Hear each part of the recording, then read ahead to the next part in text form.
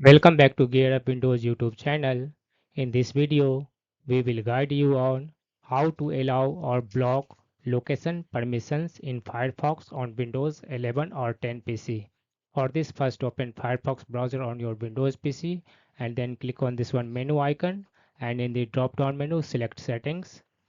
In the Firefox settings window, select privacy and security in the left sidebar. On the right, scroll down to the permissions section, and beside this one location option, click on this one settings button. You will find all the websites that you have allowed for location access. You will see listed it here. To remove it, select any website and click on this one remove website button. And in case you want to remove all the websites, just click on this one remove all websites button. And to block all new websites asking you to access your location, click on this one option, select this one option, block new request asking to access your location. And in case you want to allow this one location access, you need to uncheck this one option.